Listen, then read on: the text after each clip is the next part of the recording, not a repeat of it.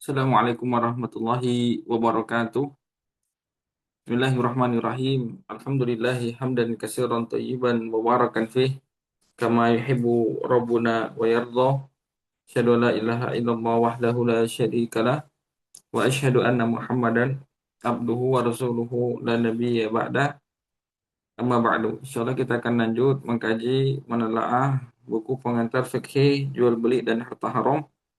Alhamdulillah kita sampai di halaman 128. Kita masih di pembahasan tentang hak khiar dalam jual beli, yaitu hak apakah pelaku akad ini jadi untuk melanjutkan transaksi atau membatalkannya. Nah, hak khiar di buku ini dibagi empat. Yang pertama ada khiar majelis, waktu berpikir dan menimbangnya selama lokasi akad dan bertatapan wajah. Sudah kita bahas. Yang kedua ada khiar syarat, waktu menimbang berpikir apakah jadi lanjut atau tidak transaksi. Ini sesuai kesepakatan mereka harinya berapa. Intinya ini setelah berpisah wajah, berpisah badan, kemudian hari sesuai kesepakatan mereka. Kemudian ada khiar aib, khiar ya. eh, Biasanya ini kepada pembeli setelah beli barang. Kemudian didapati barang itu ada cacat, maka si pembeli punya khiar, punya hak khiar, apakah jadi melanjutkan transaksi dengan menerima kekurangannya atau menerima al-arash, uang ganti senilai kerugian, atau dia membatalkan. Sudah kita bahas juga. Kemudian yang keempat ada namanya khiyar ghaban. Khiyar ghaban yaitu hak khiyar karena adanya tindak pembodohan dari sisi harga. Nah, misalnya si pembeli, contohnya pembeli beli barang, ternyata harga ini dijual di atas harga pasar dan tidak normal. Nggak ada yang jual segitu. Ini memang nggak wajar. Bahkan pedagang lain untuk barang yang sejenis juga mengatakan, ini Anda beli ini tertipu, Pak. Kami yang dagang saja nggak ada yang ngambil untung segitu. Misalnya sepatu, ada yang pasaran, memiliki harga pasar di pasar itu. Banyak sekali toko yang jual, mungkin sampai 20-30 toko yang jual. Rata-rata mereka jual 100.000. Semahal-mahalnya itu 120.000. Nah, ada orang membeli dengan sepatu jenis yang sama, dia malah beli 200.000. Berarti kan yang semahal-mahalnya 120, dia beli 200.000, ada selisih 80.000. Nah, ini adalah tindak pembodohan dari sisi dari sisi harga. Bahkan pedagang-pedagang sepatu di pasar pun bilang, ini kamu beli sepatu ini 200.000, ini kamu dibodohi. Karena kami aja para penjual, sementok itu paling mahal tuh orang jual mah 120.000, kan gitu ya. Pakai sepatu di pasar tradisional itu yang jual sampai 20, kan. Mungkin sepatunya lagi hit di antara anak-anak sekolah, anak SMK, STM dan sejenisnya. Karena kan banyak yang beli, banyak yang jual gitu ya. Jadi para pedagang pun sepakat Anda ini sedang dibodohi dari sisi harga. Gowen, kena tindak pembodohan. Ya karena si pembeli tadi polos ya, tak ngerti harga pasar, nggak ngerti produk. Nah, ketika yang beli tadi pulang mungkin atau dia kumpul dengan teman-teman sekolah, banyak yang pakai lagi hits di sekolah-sekolah kan. Dia kumpul sama teman-temannya, temannya juga bilang, "Kamu beli berapa?" 200. Waduh, 200 itu kamu ditipu. Orang-orang ini kami yang pakai nih, orang-orang yang banyak pakai tuh beli rata-rata 100.000, paling mahal mah 120.000. Kok kamu beli 200 gitu ya. Ada selisih 80.000, maka dalam kasus ini ada 80.000 dibandingkan 120.000, ini jelas lebih dari 30%. Jelas lebih dari 33%. Lebih dari sepertiga keuntungannya. Maka ini khiyar ghaban. Maka ini tindakannya namanya ghaban, pembodohan dari sisi harga, dan si anak memiliki khiyar karena ghaban. Nah, itu yang kita bahas ini. Itu boleh. Kenapa boleh? Karena ada hadis ya dari Anas bin Malik radhiyallahu anhu, Nabi alaihi salatu wasallam bersabda, la yahilu malu mri'in muslimin illa bi tibi nafsihi. Tidak halal harta orang lain, muslim lain, kecuali dengan kerelaan hatinya. Nah, setelah mengetahui tindakan tadi, yang beli sepatu 200.000 tadi, dia udah dapat info dari para penjual sepatu di pasar, dia juga dapat info dari teman-teman sekolah. Akhirnya dia tahu, waduh, kenapa saya beli 8, kok dijual ke saya kok 200 ya? Ada selisih 80.000. Ah, saya nggak rela, 80.000 itu saya nggak akan rela sampai hari kiamat, nggak rela gitu ya. Sampai mati saya tidak akan rela. Maka 80.000 itu tidak halal bagi si penjual. Ini hadisnya, tidak halal harta orang lain kecuali dengan kerelaan kelapangan hatinya. Kalau sudah tahu seperti itu kondisinya, mesti ya pembeli yang kena tipu harga sampai sejauh uh, itu tentu dia tidak rela. Normalnya, kebanyakannya dia tidak rela, maka itu di dalam keuntungan sepatu tadi yang diperoleh si penjual ada 80.000 yang tidak ada kompensasi, tidak ada iwat atau tidak ada penyeimbangnya, maka itu tidak menjadi halal bagi si penjual kecuali dengan kerelaan kelapangan hati si pembeli. Itu dipahami. Itu tadi share Roban. Lanjut materinya. Ibnu Qudamah dalam kitab Al-Mughni itu menyebutkan ada 3 bentuk transaksi yang diberi hak khiyar karena qobat. Jadi beliau menemukan ada tiga bentuk transaksi yang diberi hak khiyar karena ada qobat, karena ada qobat ini. Yang pertama namanya talaki ar-rukban. Ada 3 bentuk transaksi yang mendapat khiyar qobat. Pertama namanya talaki ar-rukban. Talaki ar-rukban ini artinya talaki itu menemui atau mencegat ya, mencegat ar-rukban, rombongan dagang dari desa. Jadi pedagang desa, petani desa yang ingin membawa hasil dagangan mereka. Kalau kayak petani desa itu hasil alam, hasil kebun mereka, kita ambil contoh cabai, dia dari pinggiran wilayah, dia ingin masuk, dia dari pinggiran wilayah, dan dia ingin menjual ke pasar. Nah, biasanya sebelum dia masuk di pasar, dicegat. Nah, ada yang mencegat. Nah, dicegat sama pedagang pasar. Jadi, pedagang pinggir atau petani tadi yang ingin jual hasil alam mereka, dia bawa, dia tidak jual di pasar, tapi belum masuk pasar di pinggirannya, di luar pasar itu sudah dicegat sama penjual-penjual di pasar. Kemudian diborongin. Ini nggak boleh masuk ke dalam. Belum masuk ke dalam tapi diborongin dagangan mereka. Nah, ini namanya atau tindakan ini disebut talaki ar-rukban. Dia ada hadisnya. Kita lihat apa penjelasan penulis di sini. Talaki ar-rukban memborong barang dagangan yang dibawa petani sebelum mereka masuk ke pasar. Kayak cabai tadi, sebelum masuk ke pasar berarti petani cabai tadi belum tahu berapa harga cabai di pasar. Dan dia sementara mau jualan, diborong. Sementara petani itu tidak tahu harga pasar. Kemudian ketika masuk pasar, jadi petani tadi bawa cabai 100 kilo, dia mau jual sebenarnya. Tapi belum masuk pasar udah dicegat, udah diborong cabainya. Dan dia tidak tahu sekarang itu harga cabai berapa. Setelah dia jual cabainya 100 kilo tadi, karena dicegat, setelah itu dia baru masuk pasar. Setelah masuk ke pasar, barulah dia tahu realita, fakta, harga pasar ya. Ternyata cabai dia dibeli dengan sangat murah, tidak wajar di bawah harga pasar. Nah, lihat di sini. Kemudian ketika masuk pasar petani tadi, sang petani baru sadar ternyata barangnya dibeli terlalu murah oleh si tengkulak. Dalam hal ini petani berhak untuk membatalkan transaksi dengan mengembalikan uangnya ke tengkulak tadi. Nah, setelah dia masuk pasar, dia tahu ternyata barang dia itu dibeli di bawah normal, di bawah harga pasar.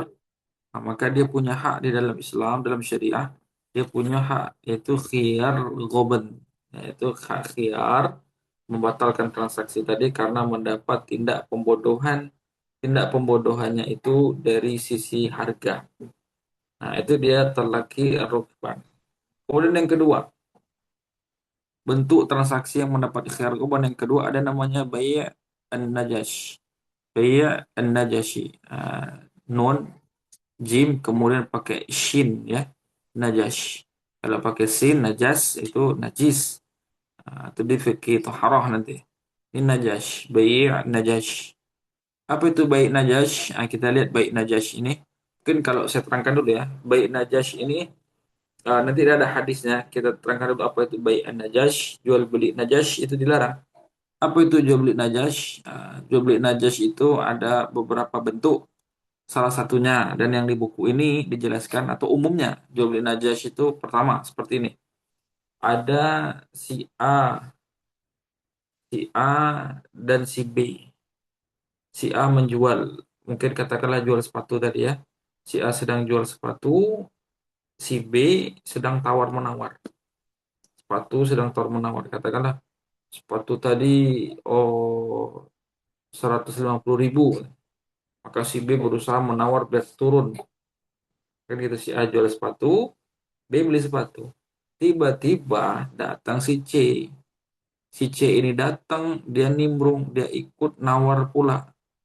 Dia juga memuji-muji barang, ini bagus loh sepatu ini bagus tahan dan segala macam. Dan dia ikut nawar, tapi nawarnya dia ikut nawar, malah dia, aduh 150 ini udah murah ini 150 di sini itu paling mahal.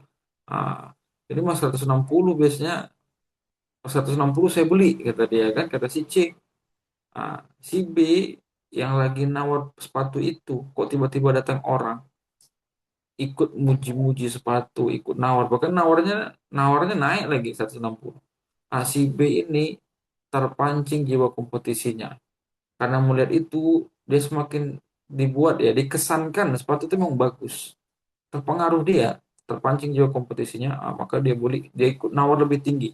Kalau gitu saya tawar 170 biar dijual ke dia. Terjadilah sepatu tadi naik harganya.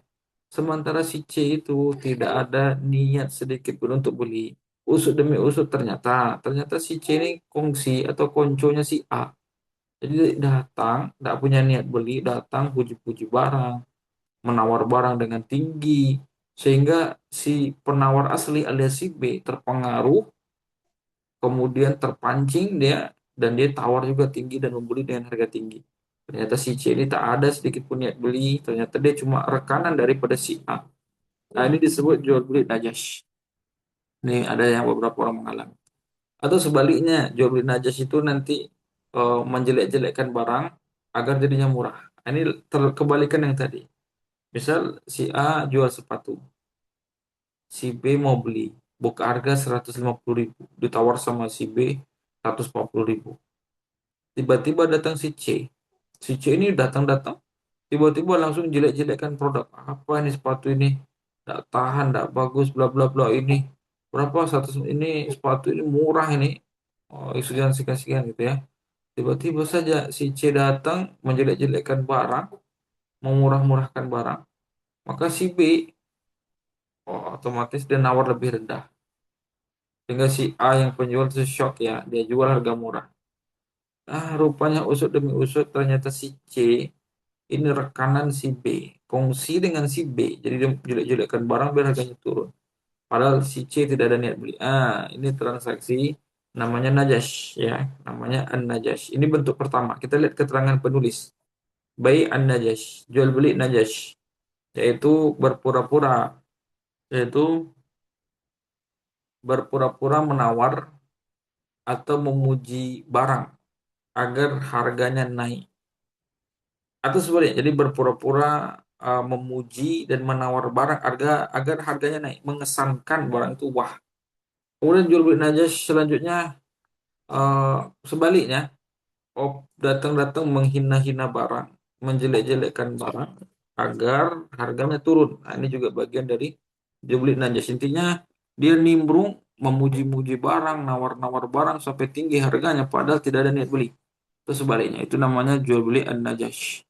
Sehingga najash dilakukan dengan maksud menipu penjual atau pembeli. Tadi sudah kita buat. Ada yang ditipu di sisi penjual, ada yang ditipu sisinya dari sisi si pembeli. Itu namanya jual beli an-najash. Nah, kemudian jual beli najash itu bentuk pertama. Bentuk kedua jual beli an-najash itu Kalau bentuk pertama tadi ya, tiba-tiba pura-pura memuji barang, menawar-nawar tapi nggak ada niat beli sehingga harganya naik.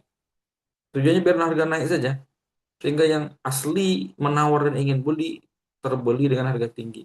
Terpancing jiwa kompetisinya. Kemudian bentuk jual beli najas yang kedua adalah terlalu berlebihan, memuji produk. Terlalu berlebihan memuji produk tidak sesuai realita. Itu jual beli najas, terlalu berlebihan memuji produk tidak sesuai realita. Nah, contohnya, maaf ya, misalnya ada orang jual makanan, jual makanan, misalnya nasi goreng, misal. Itu kadang kalau digambar tampilannya yang di display, gambar yang di display itu, wah nasi gorengnya melimpah ya, piringnya cantik, penuh gitu ya. Oh, pakai telur omega, kuningnya cantik, kemudian pakai irisan daging dendeng, pakai kerupuk umping, pakai bawang goreng yang asli ya, bukan yang tepung, pakai selada dan segala macam. Tampilannya seperti itu. Ini kita pas beli ya harga 12 pas beli ya nggak ada dikasihnya kerupuk umping, tidak ada, kerupuknya kerupuk merah. Mungkin kalau orang di Sumbar Pariaman ya Sumatera Barat tahu ya kerupuk merah. Kemudian telurnya juga telur biasa, nggak pakai bawang goreng gitu ya, nggak pakai sayur, isi porsinya pun nggak melendung gitu ya. Nah itu kan nggak sesuai realita. Atau kayak burger ya, burger tepi jalan, tapi gambarnya yang di display ini burger American burger, burger luar negeri yang harganya di atas 60.000 sampai 100.000 gitu ya. Burger artisan itu yang dipajang. Itu mungkin ada barang-barang kalau digambar pakai eh, pakai bucket atau pakai apa tuh melendung. Pas dibeli separuh isinya. Nah, itu ini bagian dari jual najas karena terlalu berlebihan memuji barang tapi tidak sesuai realita. Nah, ini bahaya.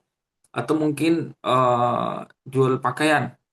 Nah, jual jual pakaian karena mungkin kameranya oke, editingnya oke, wah keren warnanya. Pas beli nggak seperti itu warnanya. Nah, pas beli warnanya tidak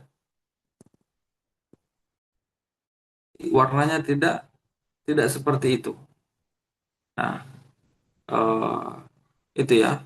Ambil contoh lah banyak lah jual beli online ya. Misalnya baju, pakaian, baju perempuan, baju akhwat.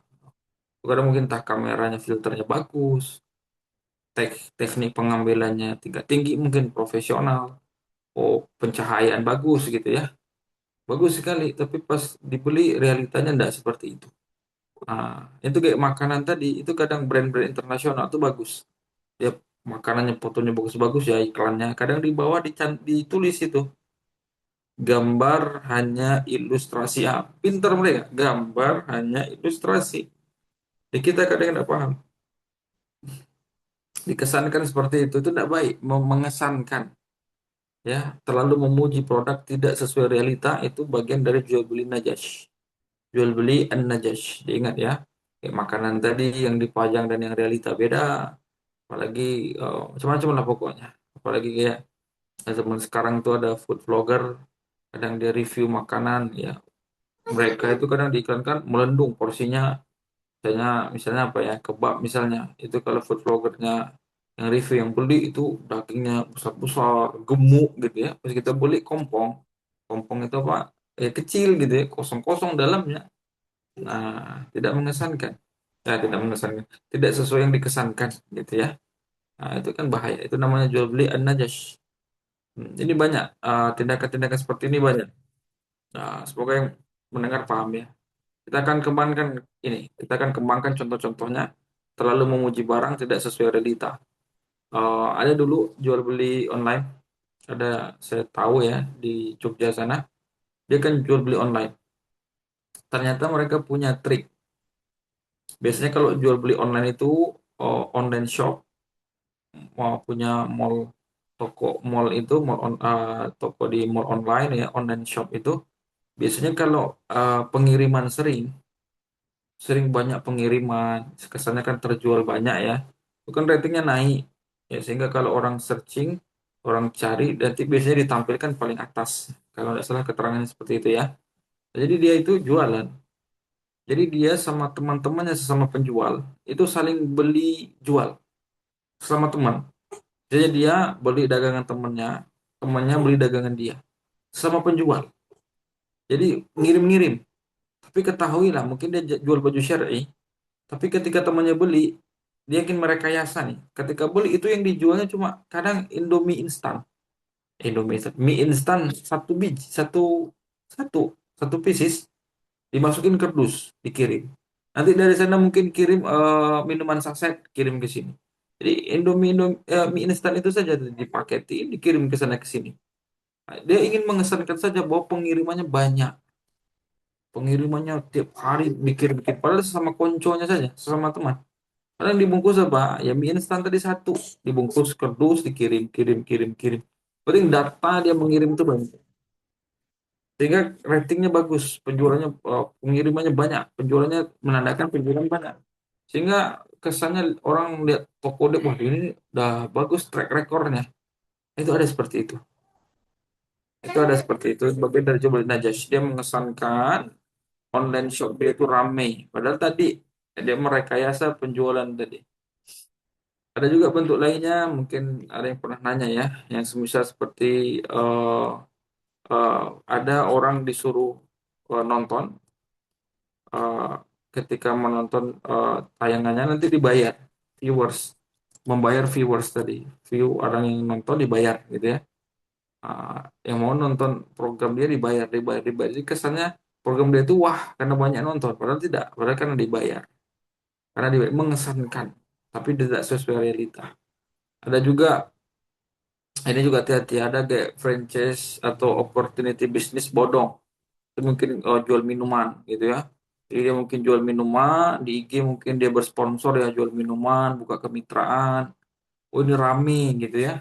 Dia baru buka, orang mengantri, mengular, direkam. Hari pertama, hari kedua, hari ketiga, sebulan bisa omset sekian. Buruan gabung, tidak perlu mikir ide bla bla bla gitu ya. Itu ketahuilah ada yang sempat membuat program ini yang pakar di bidang franchise, opportunity business, kemitraan ini dia jelaskan. Yang model-model tadi, dia jual boots, dia jual kemitraannya. Perlu diketahui dia ini baru buka brand baru, belum jalan 1 tahun pun. Ternyata dia cuma orang yang ramai tadi itu orangnya dibayar.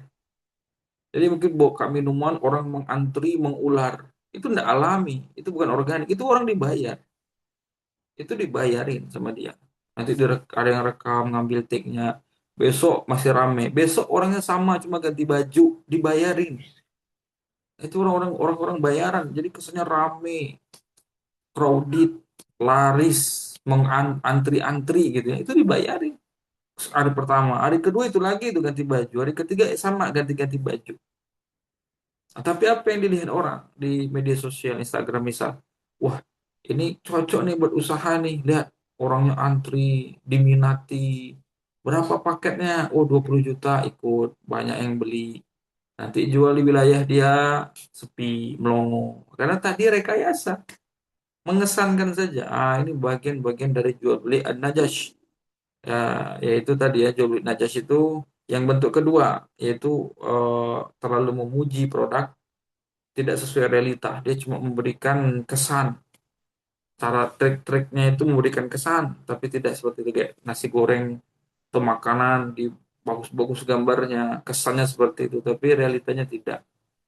Nah, itu ya, maka ya kayak jual baju online tadi mungkin fotografernya profesional, bagus, desainnya bagus, tapi buatlah gambar realitanya. Nah, ini gambar realita seperti ini ya. Oh, ini pengambilan dengan kamera handphone tipe ini ya, atau kameranya yang tipe ini ya.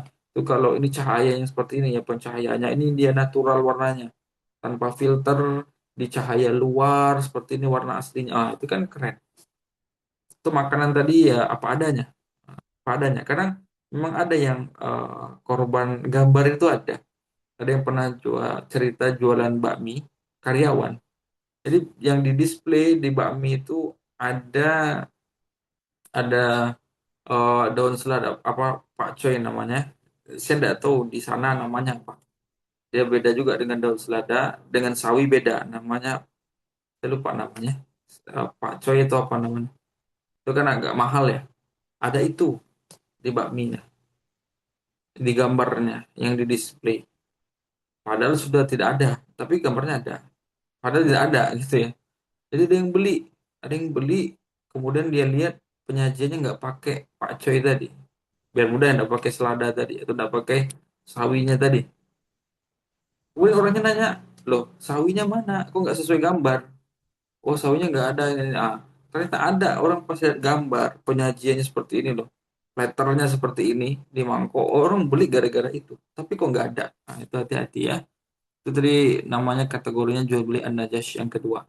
Kalau yang pertama tadi jual beli najash, ada orang sedang tawar menawar, ada orang si A si B tawar menawar, datang si C tiba-tiba memuji, ikut menawar, tidak ada niat beli. Tujuannya cuma harga itu biar naik saja.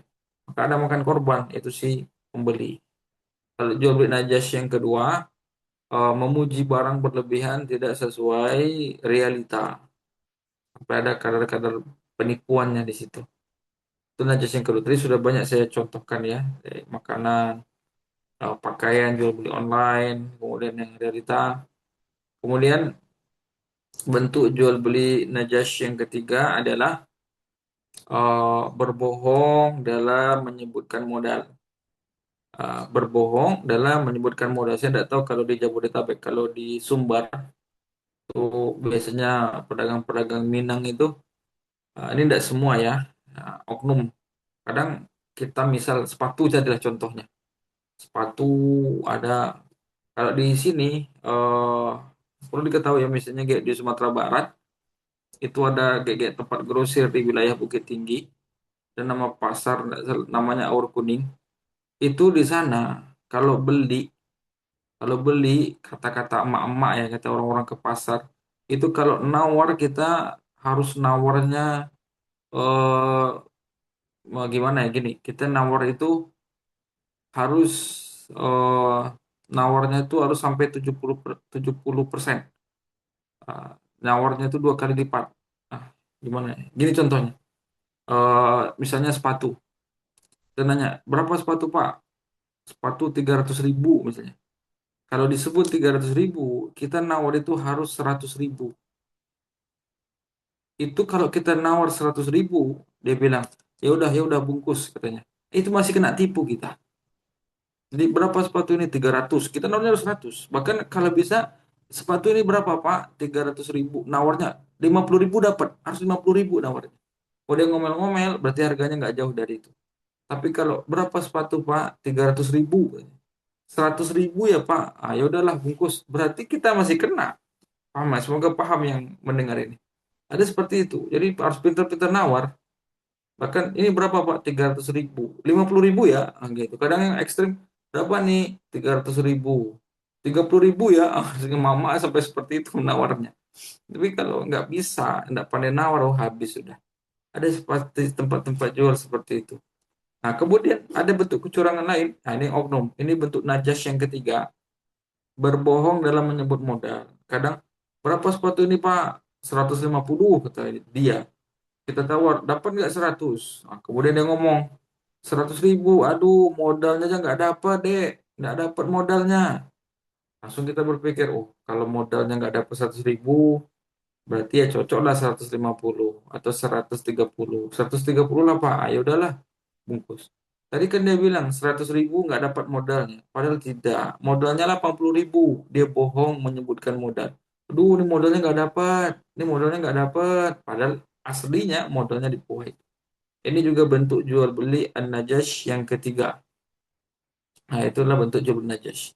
Talaki arukban dan jual beli an-najash ini dilarang oleh Nabi alaihi salatu wasalam.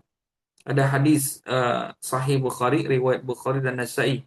La talakkur rukban wa la yabi'u ba'dukum ala bai'i ba'din wa la tanajashu. Jadi dua tadi satu hadis. La talakkur rukban. Janganlah kalian melakukan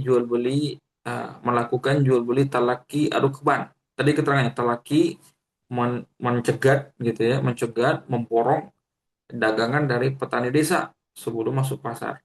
La talaku arukban, jangan kalian mencegat rombongan dagang dari desa. wala yabi'u ba'dukum ala bai'i ba'din, dan janganlah sebagian kalian membeli di atas pembelian saudaranya. Janganlah sebagian kalian menjual di atas penjualan saudaranya. Ini tidak bahasan kita. Tapi kalau maksud hadisnya, jangan kalian membeli di atas pembelian saudaranya. Nah, saya kasih contoh saja. Misalnya dia jual, misalnya sepatu saja contohnya. Si A, dia jual sepatu kepada si B. Si B beli. Si B itu beli sepatu 100.000. Dibeli sama si B. Datang si C. Datang si C, kemudian dia ngomong kepada eh, si A. A, sepatu tadi kamu jual berapa? 100.000. Oh, 100.000. Udah jual ke saya saja. Saya akan beli 110.000. Lebih mahal dari dia. Wah, si A berubah pikiran. Tadi dia jual kepada si B. Si C beli lebih mahal. Dijual pada akhirnya dibatalkan dengan si B. Karena cuma 100.000, dia jual kepada si C 110. Maka si C ini membeli di atas pembelian saudaranya. Saudaranya sudah akad, dia ikut nimbrung untuk membatalkan transaksi. Sehingga dia berhasil membeli. Ini namanya pembelian di atas pembelian saudaranya. Kalau penjualan di atas penjualan saudaranya, misalnya si A jual sepatu 100.000. Si B beli, datanglah si C. Si C ngomong kepada si B. B, kamu beli berapa? 100.000. Aduh, sama saya saja. Saya kasih 90.000 dah. Si B bingung. Waduh, akhirnya dia batalkan transaksi dengan si A. Dia beli kepada si C. Maka si C ini, dia ini menjual di atas penjualan saudaranya. Ini maksud yang kedua. La talakku rukban, jangan kalian mencegat petani desa, rombongan desa untuk jual beli. Janganlah sebagian kalian menjual di atas penjualan saudaranya, membeli dan membeli saudaranya. Wala tanajashu, dan jangan kalian melakukan jual beli najash. Jadi ada dua larangan tadi, talaki arukban, bayi an-najash. Di satu hadis, la talaku rukban, jangan talaki mencegat, memborong pedagang dari desa tadi. Wala yabi'u ba'dukum ala bayi ba'din, jangan sebagian jual di atas penjualan saudaranya. La wala tanajashu, dan janganlah kalian jual beli najash. Itu tadi dua bentuk transaksi. Jadi kayak jual beli najash tadi. Ada khiyar ghaban, ada. Kita ambil yang pertama saja sesuai di buku penulis. Si A menjual sepatu 150.000. Si B sedang nawar.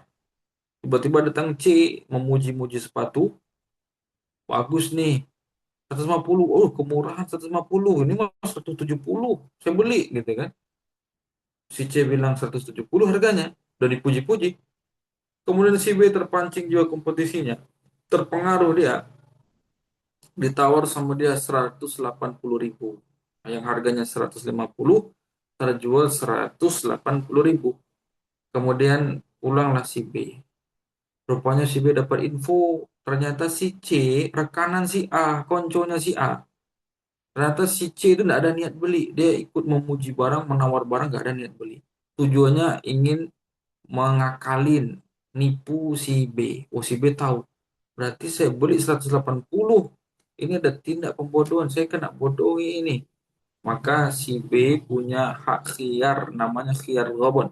Dia pergi kepada si A, kamu penipu. Itu kamu si C itu teman kamu. Ini saya tidak mau. Dia bisa mau mengembalikan barang tadi, kembali uangnya, atau selisihnya saja.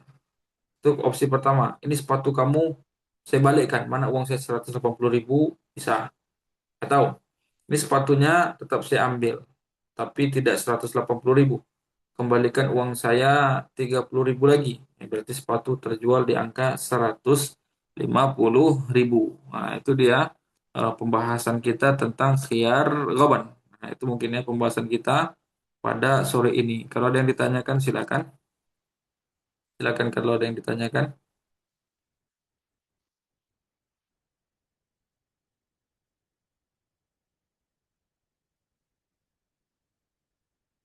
Ada?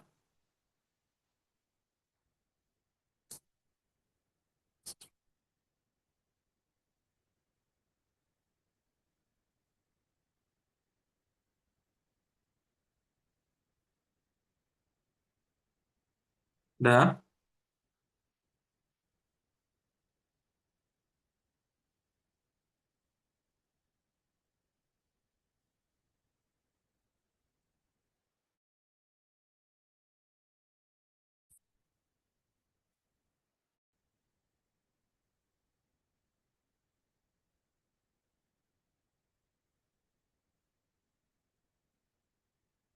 Ada yang ditanyakan? Oh, belum.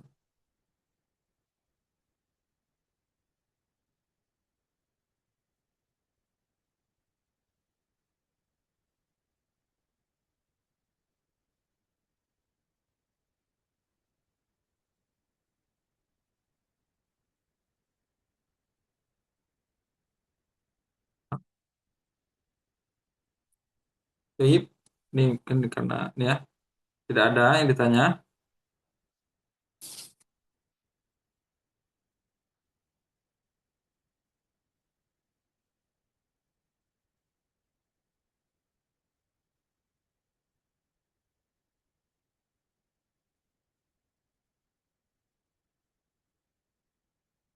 Baik, kalau tidak ada, ini sudah jam 5 lewat juga, maka kita akhiri. Wassallallahu ala nabiyyina Muhammad wa ala alihi wa sahbihi ajma'in.